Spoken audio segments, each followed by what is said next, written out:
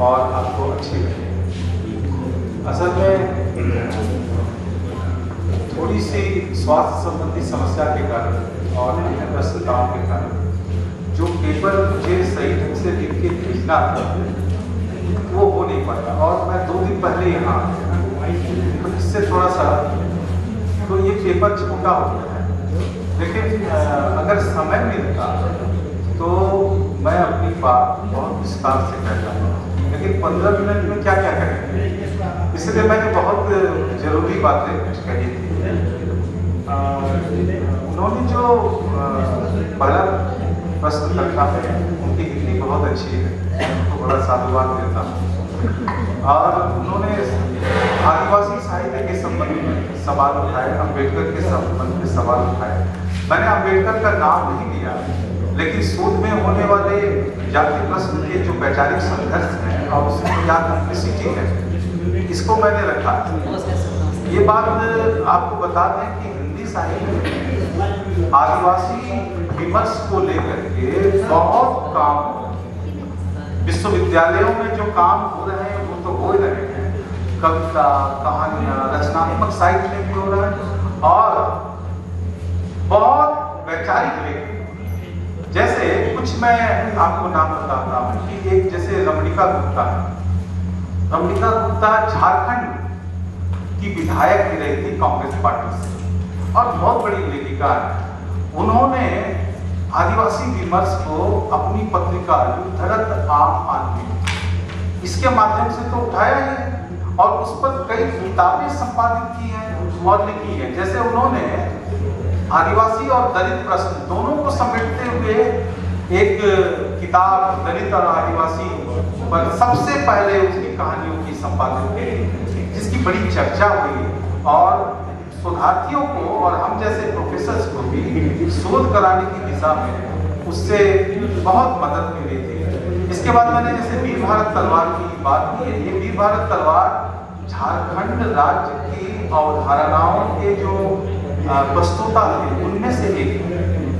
इनको झारखंड रत्न पुरस्कार मिला हुआ। ये झारखंड की पूरी अवधारणा को विकसित करने वाले विद्वानों में से एक है और झारखंड में इनकी बड़ी इज्जत है।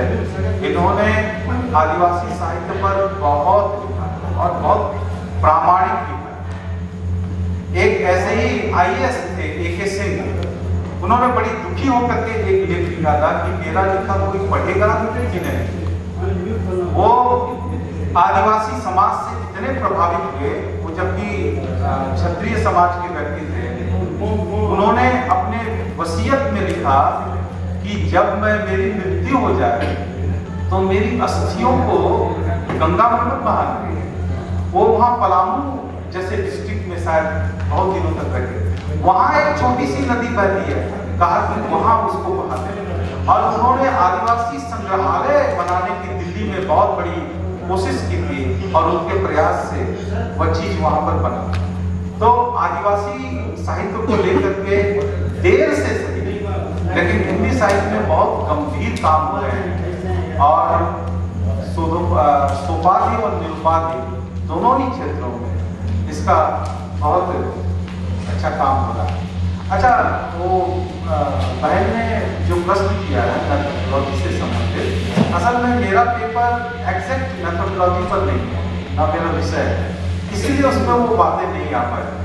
मेरा विषय है कि ये जो शोध कार्य हो रहे हैं, इस शोध कार्यों के पीछे विजन क्या है, वो किस तरह के विजन से, किस तरह के उद्देश्य से, किस तरह के एम से ये काम हो रहे हैं। तो वैचारिकता का पक्ष उसमें बहुत ज्यादा है, तो इसीलिए मेथोडोलॉजी संबंधी चीजें उसमें कम आई हैं क्योंकि वो विषय थोड़ा अलग था। और ज्ञान को समझना और उसको प्रोपेगेट करना, उसको फैलाना, किस लिए? ताकि fresh current of ideas creation के, रचनात्मकता के आप एक ताजगी भरे विचारधारा को ग्रहण कर सकें। ये सबसे बड़ा काम है। ये वही मैथ्यू आर्नल्ड है जिन्होंने एक बहुत प्रसिद्ध परिभाषा दी थी कि poetry is criticism of life, यानी साहित्य कविता जीवन की आलोचना है। शोध को भी इस जीवन की आलोचना से दूर नहीं जाना चाहिए।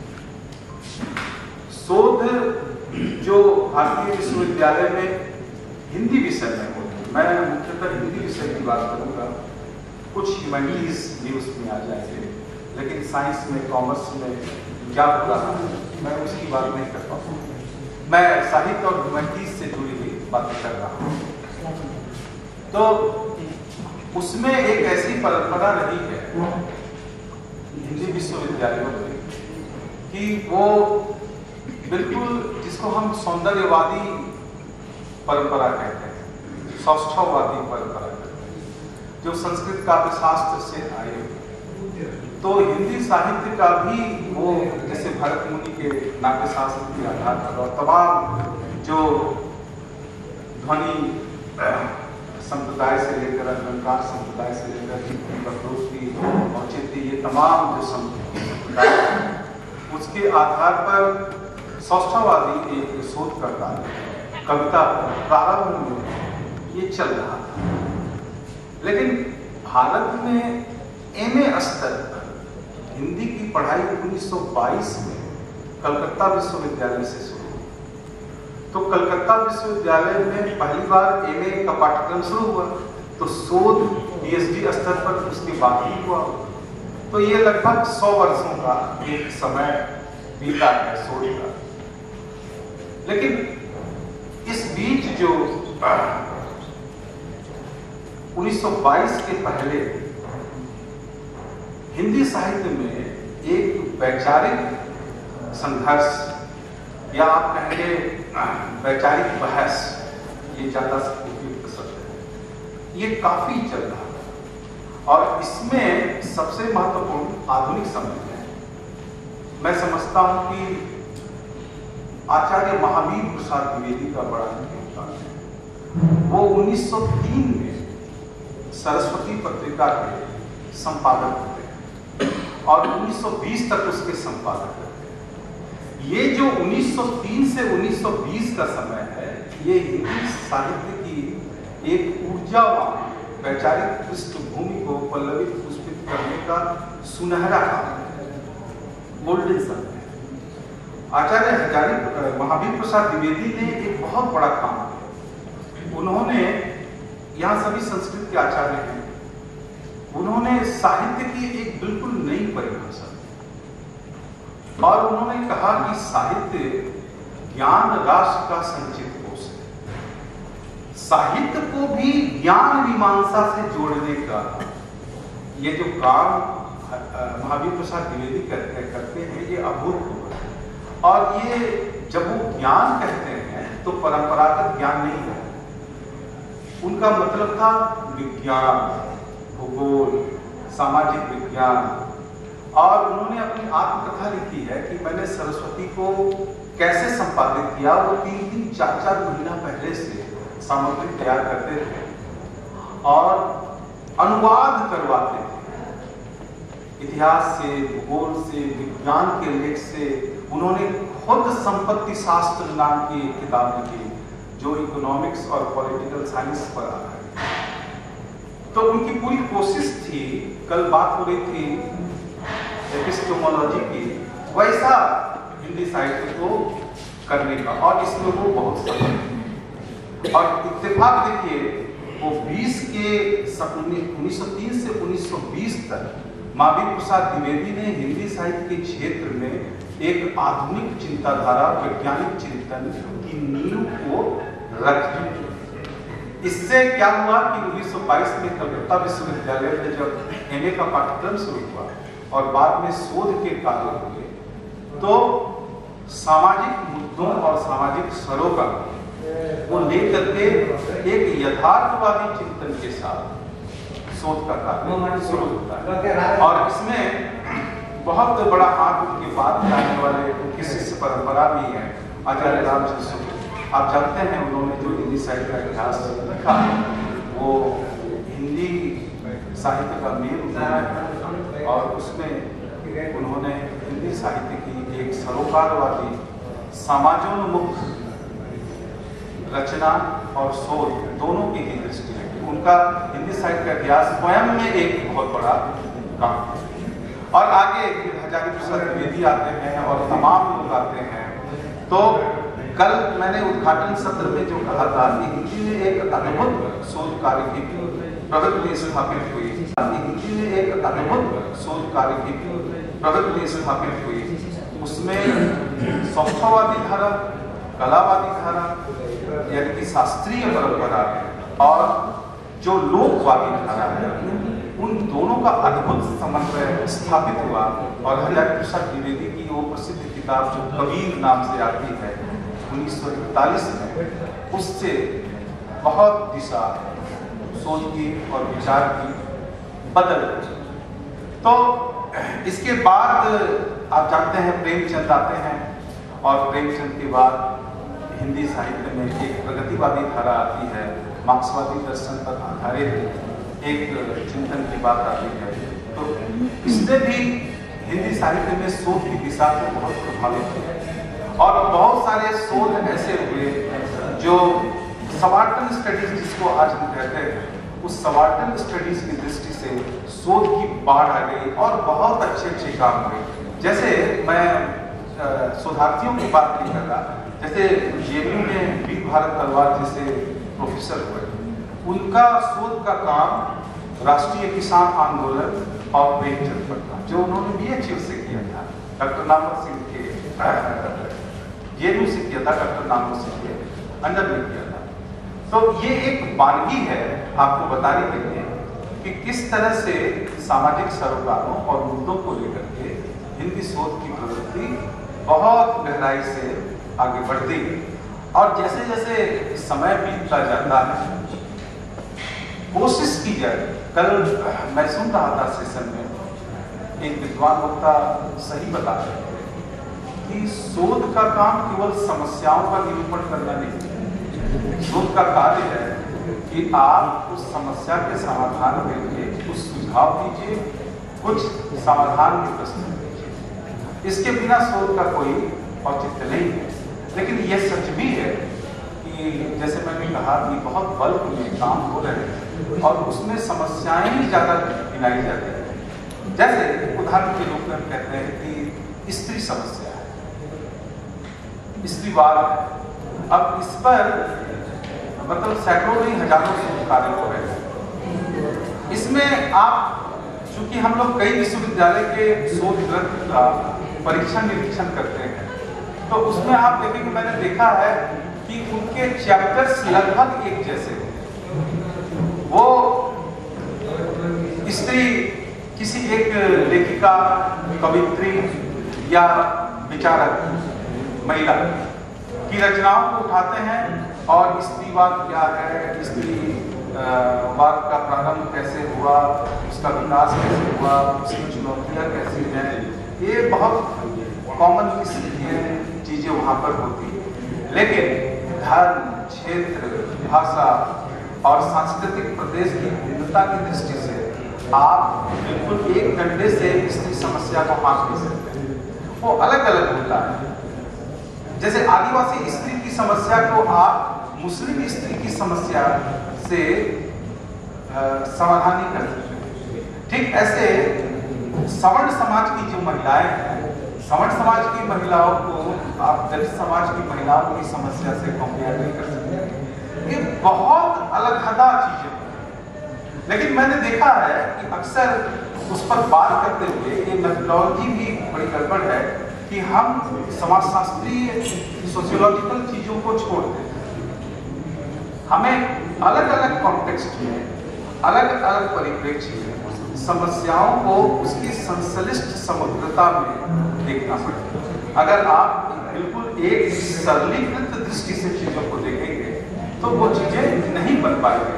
अच्छा, मैंने ये भी देखा है कि ये दलित समस्या, जैसे आजकल दलित साहित्य पर बहुत काम, इसमें भी मैंने देखा है कि दलित समाज की बहुत जटिलताएं, जैसे अगर कि ये असंसदीय शब्द है, शब्द लेना नहीं चाहिए, लेकिन डिस्कोर्स के लिए मैं ले रहा हूँ। जैसे चमार जाति, तो मैंने देखा है कि जो भारत उत्तर प्रदेश के पश्चिमी क्षेत्र के इस जाति के व्यक्ति हैं, वो अपने को जाटव कहते हैं, और पूरब के यही शब्द जो मैंने कहा उसको कहते हैं।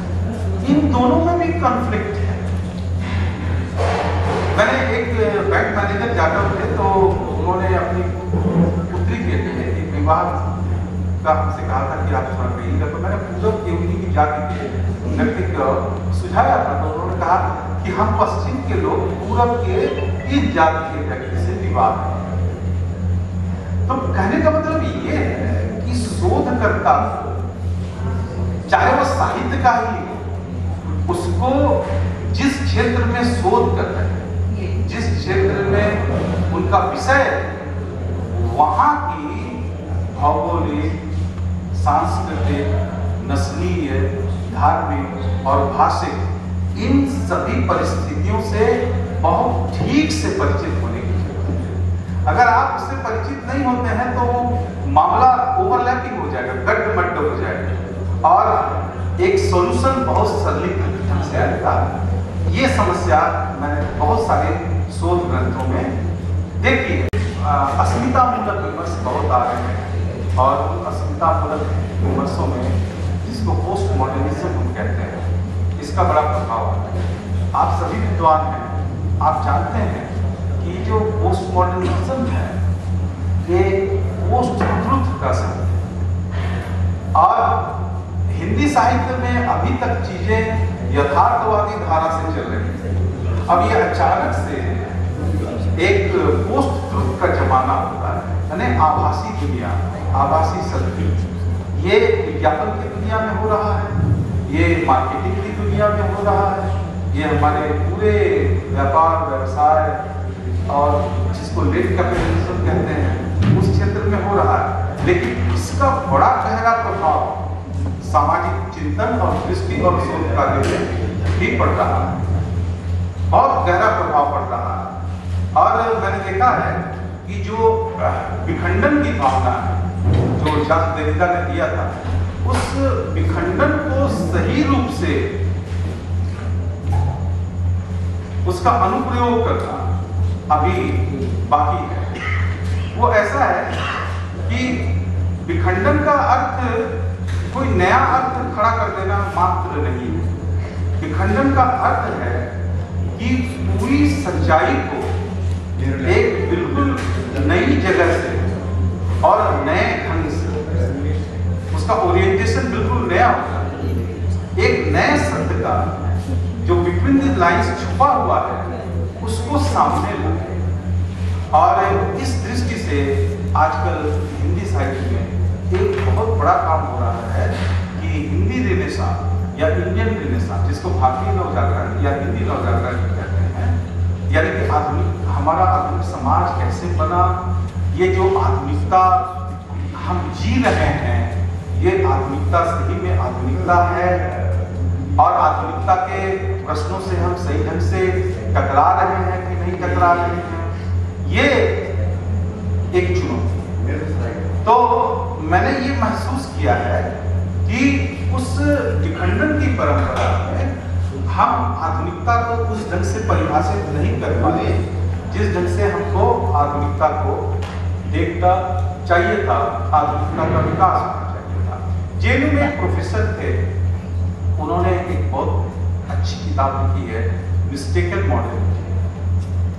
उस मिस्टेकन मॉडर्निटी में हमारे जो ये पूर्वाग्रह का समाज है, और एडवर्ड सईद को तो आप जानते ही हैं जिन्होंने कॉलोनियलिज्म लिखा था, तो इन दोनों किताबों को अगर मिला करके आप पढ़ेंगे, देखेंगे, तो आप पाएंगे एक तो पश्चिम ने पूरब की आधुनिकता को एक आध्यात्मिक वातावरण में परिभाषित करने का प्रयत्न किया, जो कि हमें सच्चाई से दूर ले जाता है।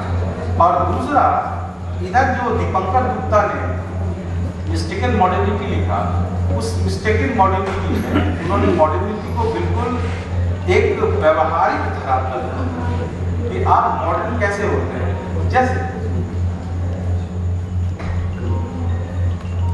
थोड़ा मेरी बात जो पेपर में आया है वो जल्दीबाजी में तैयार किया गया, तो उससे थोड़ा अलग है। आप ये पेपर देख लीजिएगा, लेकिन मैं अपनी बात अपने से आपके सामने रख रहा हूँ। तो मॉडर्निटी का कॉन्सेप्ट, जैसे एक मैं ज़्यादा नहीं लूँगा, बस एक एक उदाहरण लेते हैं। जैसे मॉडर्निटी का कॉन्सेप्ट इक्वालिटी। अब इक्वालिटी संविधान में लिख देने मात्र से नहीं होता, समाज में इन इक्वालिटी के इतने लेयर्स हैं, जाति के आधार पर है, भाषा के आधार पर, आर्थिक आधार पर भी है ना। और जैसे हम कहते हैं किसान, सब किसान एक जैसे नहीं है। किसी के पास 500 एकड़ जमीन है, किसी के पास 2 बिस्वा जमीन है, लेकिन दोनों खेती से किसी न किसी तरीके से अपना जीवन जीते हैं। तो इक्वालिटी को उस रूप में हमको देखना पड़ेगा। और समाज में भी हम हो सकता है एक ही कास्ट के हो, एक ही वर्ण के हो, लेकिन एक ही कास्ट एक वर्ण के हो जाने से सामाजिक रूप से एक पहचान की समानता हमको मिलती है, वास्तविक समानता नहीं। एक यही दीपांकर गुप्ता ने कहा कि एक बड़ा आदमी, एक ही वर्ण का, एक करोड़पति आदमी और एक उसी वर्ण का गरीब आदमी, इसके सामाजिक संबंध कैसे होंगे? इसको लेकर के वीर भारत तलवार ने इधर कई किताबें लिखी हैं।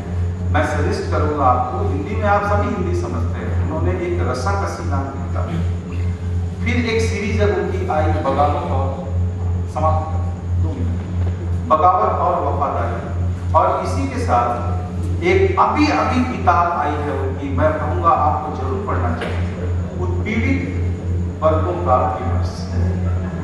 तो ये चीजें सामने रखी। कल बात हो रही थी कंज्यूमरिज्म, उपभोक्तावाद। उपभोक्तावाद ने हमारे जीवन को किस तरह से प्रभावित किया है। हिंदी विश्वविद्यालयों में हम लोग जब टॉपिक देते हैं तो इस पर भी बाजारवाद, उपभोक्तावाद, इस पर बहुत ज्यादा काम होता है।